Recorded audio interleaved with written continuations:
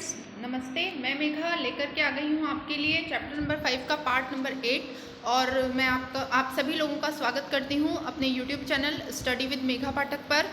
देखिए, इस चैनल पर मैं आपको रीड के लिए प्रिपरेशन करवा रही हूँ। हम ऑब्जेक्टिव फॉर्म में प्रिपरेशन कर रहे हैं।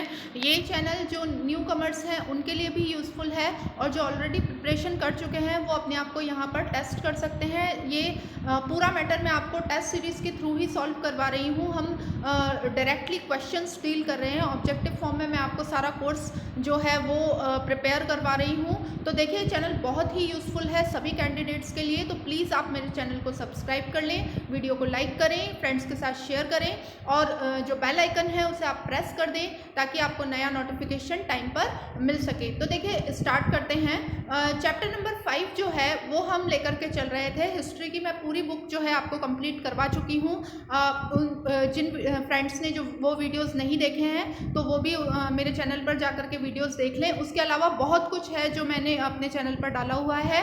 जो लोग रेगुलर स्टडी से जुड़े रहना चाहते हैं, लॉकडाउन के इस पीरियड में अपनी जो स्टडी है उसे कंटिन्यू रखना चाहते हैं, तो प्लीज़ मेरे चैनल से आप जुड़े रहें। ये चैप्टर नंबर 5 का 8 पार्ट है। इसके पहले मैं 7 पार्ट्स जो है अपलोड कर चुकी हूँ, तो प्लीज़ आप उन्हें जाकर के देखें। चैप्टर थोड़ा बड़ा था।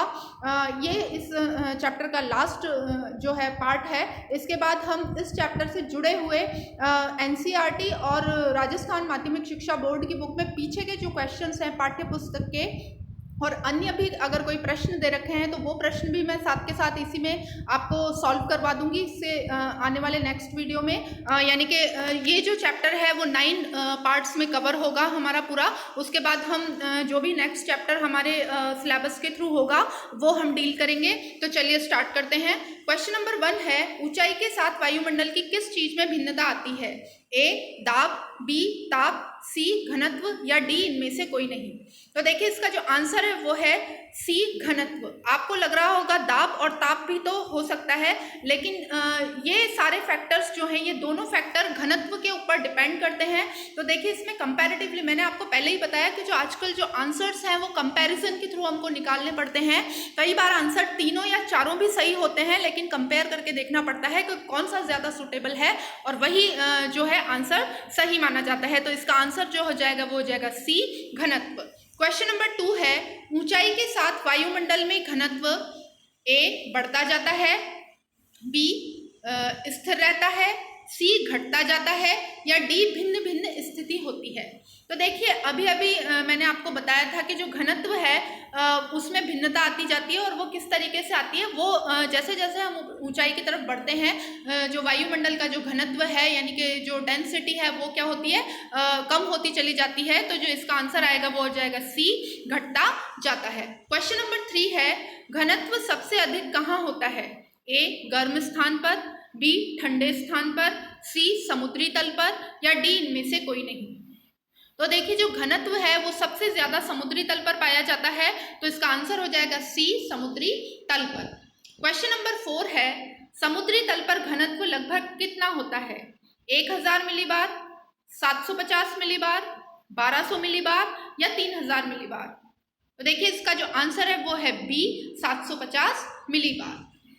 क्वेश्चन नंबर 5 है, पहाड़ों व पर्वतारोहियों को किसके कारण सांस लेने में कठिनाई होती है? ए घनत्व में वृद्धि के कारण, बी घनत्व में कमी के कारण, सी घनत्व में स्थिरता के कारण या डी ये सभी। तो देखिए, इसका जो आंसर है वो है बी घनत्व में कमी के कारण। जो घनत्व है वो कम होता जाता है तो ऑटोमेटिकली जो ऑक्सीजन है वो भी कम होती जाती है। इसी कारण जो पर्वतारोही हैं उनको सांस लेने में कठिनाई होती है और वो अपने साथ आपने देखा होगा कि जो एक छोटा सा सिलेंडर है ऑक्सीजन का वो कैरी करते हैं। क्वेश्चन नंबर 6 है, जैसे जैसे हम ऊपर की ओर जाते हैं वैसे वैसे तापमान डैश होता जाता है, बढ़ता जाता है, बी घटता जाता है, सी स्थिर रहता है या डी। देखिए, डी है, डी इनमें से कोई नहीं। तो देखिए, इसका आंसर है बी घटता जाता है। क्वेश्चन नंबर 6 का आंसर बी हो जाएगा। क्वेश्चन नंबर 7 है, प्रति 165 किलोमीटर ऊंचाई पर तापमान कितने डिग्री घट जाता है? बहुत ही इंपॉर्टेंट क्वेश्चन है, इसको देखें आप अच्छी तरीके से। कितने डिग्री घट जाता है? 1.5 डिग्री, 1.6 डिग्री, 1 डिग्री और 2 डिग्री।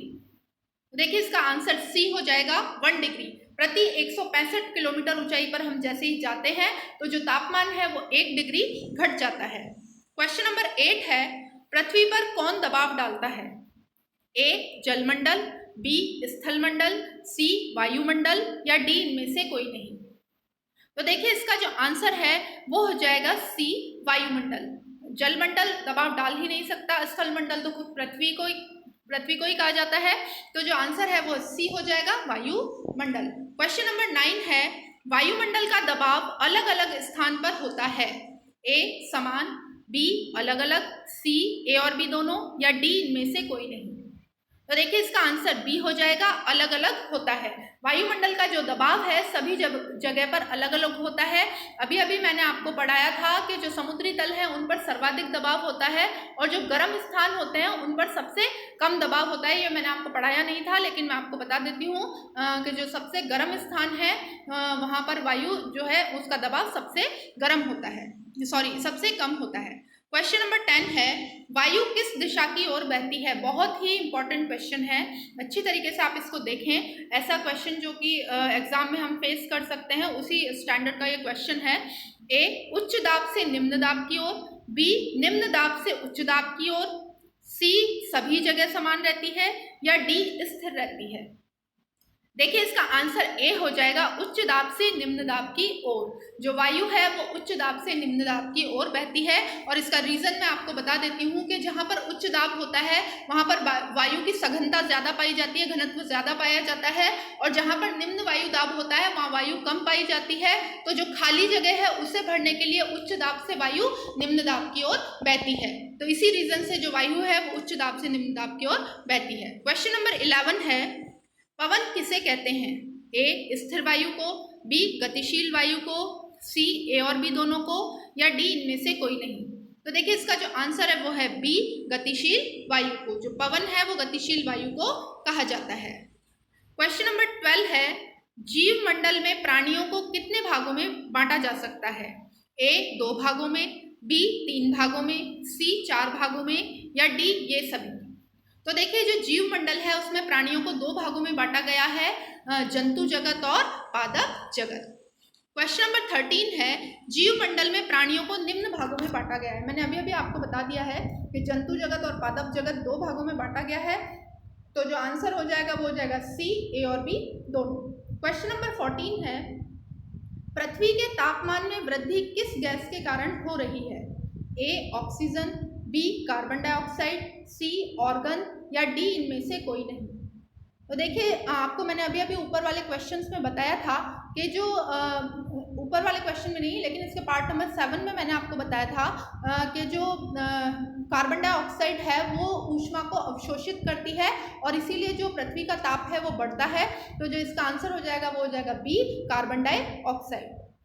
क्वेश्चन नंबर 15 है, भूमंडलीय तापन किसे कहते हैं? मैंने इसे 1 लाइनर क्वेश्चन में ही दे दिया, 1 लाइनर आंसर में ही दे दिया है। कार्बन डाइऑक्साइड के कारण पृथ्वी के तापमान में वृद्धि होना है, क्योंकि मैं आपको ऑलरेडी इसको जो क्वेश्चन नंबर 14 में एक्सप्लेन कर चुकी हूँ, इसलिए मैंने इसके ऑप्शंस नहीं डाले हैं। तो देखिए मैंने आपको कहा था कि जो लास्ट पार्ट आएगा उसमें मैं आपको पूरा जो वर्ल्ड मैप है वो दिखा दूंगी।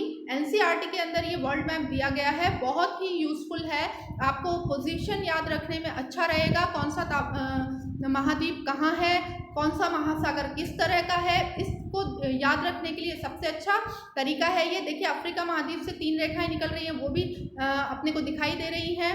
अफ्रीका में ही सहारा मरुस्थल है वो भी शो है, इसी तरीके से नील नदी बहती है वो भी यहाँ पर शो कर रखा है। तो देखिए ये बहुत ही यूजफुल रहेगा आप लोगों के लिए, इसीलिए मैंने इसमें ये प्रोवाइड किया है। तो आप अच्छे से इसको देखें। मिलते हैं इसके क्वेश्चंस में। इसके जो भी आगे जो वीडियो मैं बनाऊंगी उसमें चैप्टर नंबर 5 से रिलेटेड एनसीईआरटी प्लस माध्यमिक शिक्षा बोर्ड की बुक में जितने भी क्वेश्चंस दिए हुए होंगे इस पार्ट से रिलेटेड वो मैं आप लोगों के लिए लेकर के आऊँगी। तो आप उसका वेट करें, उसको भी अच्छे से देखें, क्योंकि बहुत ही इंपॉर्टेंट क्वेश्चंस होते हैं वो। कई बार पेपर में सीधे उसी में से क्वेश्चंस ले लिए जाते हैं। देखिए हम यहाँ पर कंप्लीट तैयारी कर रहे हैं, आप पूरी तरीके से मुझ पर भरोसा कर सकते हैं और अपनी प्रिपरेशन को कंटिन्यू कर सकते हैं, स्पेशली फॉर हाउसवाइफ जो कि अपने घर की रिस्पॉन्सिबिलिटीज़ की वजह से घर से ज़्यादा बाहर नहीं निकल पाती हैं, किसी कारण प्रिपरेशन नहीं कर पाती हैं अपनी, तो उनके लिए बहुत ही यूज़फुल वीडियोस हैं। प्लीज़ आप मुझे फॉलो करें, मैं रेगुलर आपको स्टडी करवा रही हूँ, पूरा मैटर मैं आपको यहाँ पर कंप्लीट करवाऊँगी। तो मिलते हैं नेक्स्ट वीडियो में, नमस्कार।